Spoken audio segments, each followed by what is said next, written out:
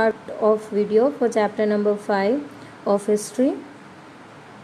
The topic is the Khurda uprising, case study.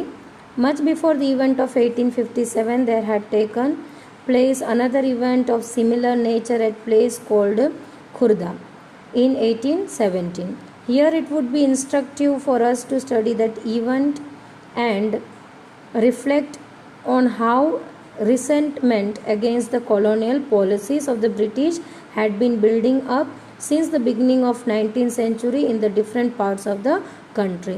So one rebellion already we have discussed about the sepoys. So another rebellion, another protest against this British policies also took place in this region that was known as Khurda. Now Khurda, Khurda, a small kingdom built up in the late 16th century in south-eastern part of Odisha, was a populous and well-cultivated territory consisting of 105 ghars, 60 large and 1109 small villages at the beginning of 19th century. So in short you can say this was a vast kingdom. Then its king Raja Bira Kishore Dev had to earlier give up the possession of 4 parganas, the superintendent of the Jagannath temple and the administration of 14 garjats, that is princely states, to the Marathas under compulsion. About the Jagannatha temple also you have learnt in the 7th standard how it was being conquered. So compulsorily it was being taken by the Marathas. It was given to the Marathas. His son and the successor, that is the name of the son of Raja Bira Kishore Dev was Mukunda Dev. Second was greatly disturbed with his loss of fortune. He has lost this much of region under Marathas.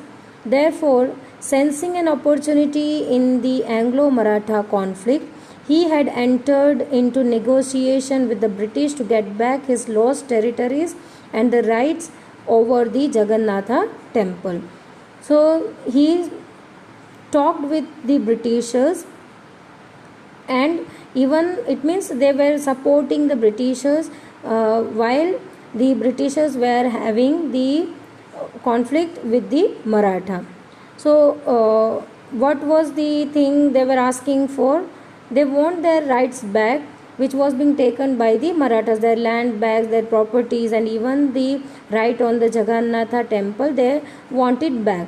So for that they can give the support to the Britishers. Who are going to support the Britishers? The Mukunda Deva II. Consequently, but after the occupation of Odisha in 1803, the British showed no inclination to oblige him on either score. Consequently, in the alliances with other feudatory chief of Odisha and secretary support of Marathas, he tried to assert his rights by force. This led to his deposition and annexation of his territories by the British. As a matter of consolation, he was only given the rights of management of Jagannatha temple, with a grant amounting to a mere 1/10 of revenue of his former estate, and his residence was fixed at Puri. This unfair settlement commenced an era of oppressive foreign rules in Odisha, which paved the way for a serious armed uprising 1817. So here though he has supported the Britishers, but British has not taken him as seriously, because the Britishers only need a support from the group to defeat the Marathas. When they got the support and when they won, what the Britishers has done with the ruler of the Khurda region, only the right was given to them. Right of what? The Jagannatha temple, and even their territories were annexed by the Britishers. So here they were not able to rule as they were ruling in the past. They were only getting the rights from the Britishers. Even they have to pay the revenue, 1/10 of revenue of what they were having, that has been given to the Britishers, and even their residence were also fixed, and where it was being fixed, that was fixed in Puri. So this was an unfair settlement. The Mukunda Deva became angry. He was not happy with what the Britishers had did with them or did with him, and he said that this oppressive foreign rule in Odisha was unfair. So he paved the way of serious armed uprising in 1817. So he protested with the arms against whom? Against Britishers. Soon after taking over Kudra, the British followed a policy of resuming services tenures. It bitterly affected the lives of ex-militia of the state, the Paiks. The severity of the measure was compounded on account of an unreasonable increase in the demand of revenue and also oppressive ways of its collection. Consequently, there was large-scale desertion of the people from Kudra between 1805 to 1817. Yet the British went for a series of short-term settlements, each time increasing the demands, not recognizing either the productivity capacity of the land or the paying capacity of the ryots. No leniency was shown even in case of natural calamities, which Odisha was frequently prone to. Rather, lands of defaulters were sold off to scheming revenue officials or spectacular from Bengal. So here what happened, as they conquered the region of Kudra, the British started following certain policies. They started implementing, and that too also in tenure. Tenures means a shorter period of time, that is a fixed period of time the policy has to be followed or the services could be given to them. Now it bitterly affected the lives of the people of that regions, mainly to the Paiks. Paiks are the slaves, the servants who are being purchased by the masters for working for the kingdom. So they were also, their lives were also seriously affected. They were constantly asking for the revenue for the unreasonable reasons, that their demand were keep on increasing, the revenue collection was keep on increasing. So this was the oppressive way of collection by the Britishers. Now what happened, even they were not looking the climatic conditions also, and what is the capacity of the land also, whether they are able to pay the revenue or not. The productivity of the land is that much that they can pay the revenue. That also was not being looked after by the Britishers. Britishers anyhow need their demand to be fulfilled. So even the Odisha was a calamity prone area. There frequently they are affected with the flood, because Odisha is located nearby the Bay of Bengal. So there is they are facing the heavy rain, and because of the heavy rain they are always facing the flood. So it is flood prone area. So because of the natural calamities, even they were not able to produce more on their land, and for that also they are not giving any kind of relief. Even if they are not able to pay the revenue, their land was being sold off to the scheming revenue official to get their revenue in a flow. The hereditary military commander of the deposed king, Jagabandhu Bidhyadhar Mahapatra, that is Brahma Marabhar Rai, or Boxi Jagabandhu as he was popularly known, was one among the disposed landholders. So he was being disposed from his own land by the Britishers. He had in effect become a beggar, and for nearly 2 years survived on voluntary contribution from the people of Khudra before deciding to fight for their grievance as well as his own. So after got deposed by the Britishers from his own land, he survived by the voluntary contribution from the people of the Khudra regions, and later on he decided to fight against the Britishers. Over the years, what had added to this grievance were the introductions of sikka, that is rupee, silver currency in the region. That was also added to their problems, to the people's problems of Khudra. Secondly, the insistence on payment of revenue in the new currency. So before that they have to pay the revenue as whatever they were producing. Now as they introduce a new currency, silver currency, they have to pay their revenue with the new currency that was being introduced. So that was also not possible by the people. An unprecedented rise in the price of foodstuff and salt, which had become far-fetched following the introduction of salt monopoly, because of which the traditional salt maker of Odisha were deprived of making salt. So here the next thing was the uprising price of foodstuffs and mainly salt. Salt is a common thing generally used. Even though for the salt they have raised the price, and the original traditional salt maker, they also stopped making the salt because they were not able to make it as the prices were getting high.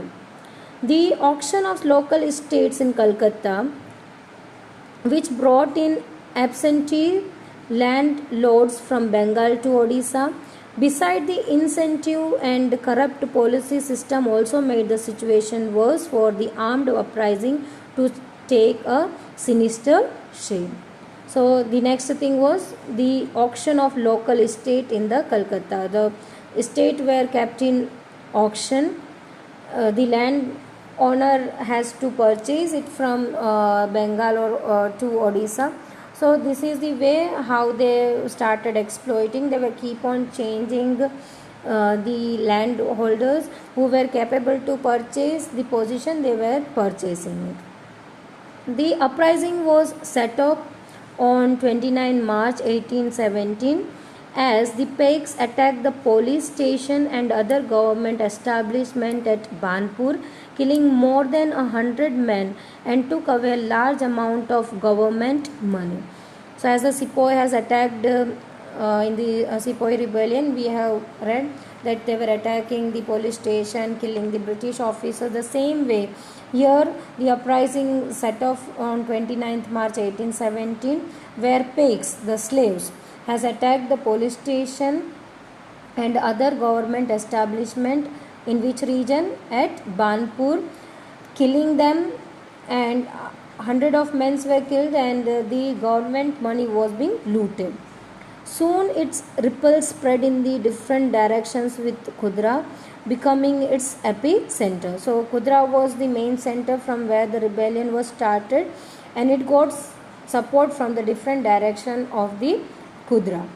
The Zamindar and the Ryots alike joined the Paiks with enthusiasm because they were also being exploited by the Britishers.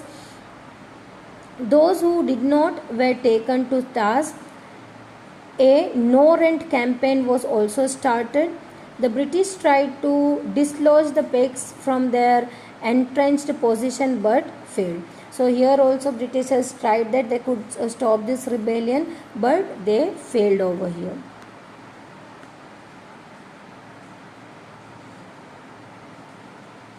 April 1817, Boxi Jagabandhu, leading 5 to 10,000 Paiks and men of the Khand tribe, seized Puri and declared the hesitant king Mukunda Deva II as their ruler. So the priest of the Jagannatha temple also extended the Pegs their full support. So in 1817, Boxi Jagabandhu, with the leading 5 to 10 thousands of slaves that were known as Pegs, men, and also got the support from the tribe known as Kandit tribe. They all together seized the Puri and declared Mukunda Deva as their ruler. So priest also, with the support of the Pegs, they extended their position and also secured the position in Jagannatha temple. Seeing the situation going out of the hand, the British clamped martial law. The king was quickly captured and sent to prison in Cuttack with his son. The Boxi, with his close associate Krishna Chandra Brahmarabar Rai, tried to cut off all communication between Cuttack and Khudra as the uprising spread to southern and the northwestern parts of Odisha. Consequently, the British sent Major General Martindale to clear off the area from the clutches of the Pegs, while at the same time announcing reward for the arrest of Boxi Jagabandhu and his associates. In the ensuing operation, hundreds of Pegs were killed, many fled to deep jungles, and some returned home under a scheme of amnesty. Thus, by May 1817, the uprising was mostly contained. So here the Britishers answered the rebellion. Seeing the situation, they also passed a martial law. The king was quickly captured and he was sent into the jail of Cuttack with his son, and also announced the reward on the Boxi Jagan Bandhu and as well as associate.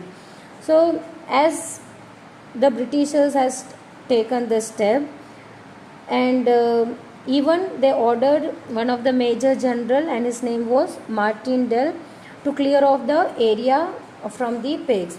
So by clearing of the Pegs, number of Pegs were being killed. Trying to just get rid of from the Britishers to save themselves, they went into deep jungle,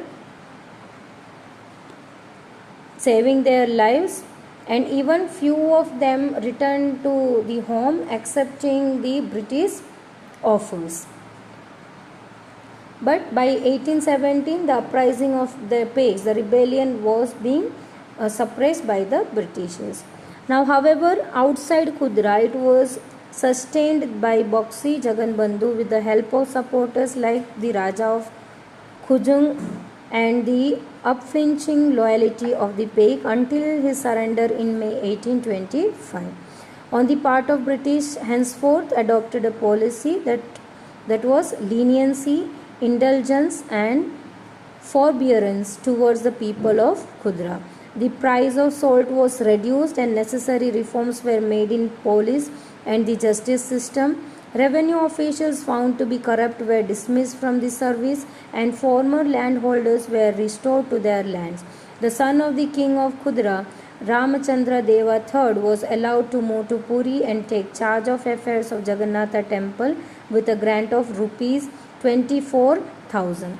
So here, as the Khudra, it was sustained by the Boxi Jagabandhu with the help of supporter like the Raja of Khujung and unflinching loyalty of the Pegs. So here Britishers want the loyalty back as they want in the Sepoy rebellions also. The same offer were given to these people also, these rulers also. Here some kind of policies were adopted. What kind of policy? That was leniency, indulgence and forbearance. The salt price which was being increased, that was being reduced. Reforms were made in the police and as well as the justice system, so they could get the justice what they need actually. and revenue officials who were found corrupt, they were being dismissed, and landholders, the former landholders which were in past, they got their rights back, and even the son of the king Kudra, that was Ramachandra Deva III, was allowed to move to Puri, and even they got the charge of Jagannatha temple with the grant of rupees 24,000. So in sum, it was the first such popular anti-British armed uprising in Odisha of British administration in that part of the country to merely call it Pake Rebellion would thus be an understatement. So as we read in our chapter that the Sepoy rebellion was going on in the different region of India. Similarly, in the same time, on the other part of India, that was in Odisha, the new rebellion that was emerged and against the Britishers, that was known as the Pake Rebellion.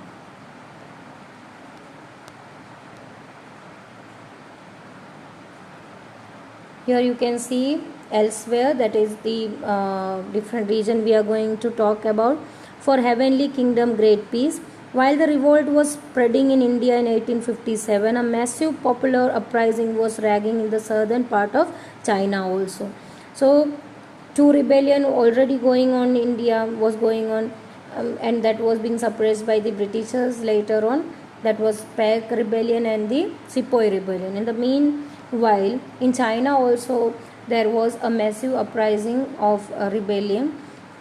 It had started in 1850 and could be suppressed only by the mid 1860s. So these you can say 1 decade they took to suppress the rebellion. Thousands of laboring poor people were led by Hong Xiang-guen to fight for the establishment of heavenly kingdom of great peace. This was known as the Taiping Rebellion. So here who has protested the same like the other protest was been happened, that was the laboring group and as well as the poor people has rebelled against the ruler. Hong Xiang-guen was a convert to traditional religion practiced in China such as Confucianism and Buddhism. So he was asking the people to convert themselves as the Confucianism and Buddhism. The rebels of Taiping wanted to establish a kingdom where a form of Christianity was practiced, where no one held any private property, where there was no difference between the social class and between the men and women, where consumption of opium, tobacco, alcohol and activity like gambling, prostitution, slavery were prohibited. So they want a peaceful kingdom where they could live peacefully. The British and French armed forces operating in China helped the emperor of the Qing dynasty to put down the Taiping rebellion. So here the Chinese rulers were being helped by the British and French armed forces to put down the Taiping rebellion. So this was the out of India. We read about the China. The same rebellion was going on in the three different regions, two in the Indian region and one was in China. So here your chapter ends, the chapter 5. If you are having any query, please message me in my personal number. Till then, stay tuned. Thank you.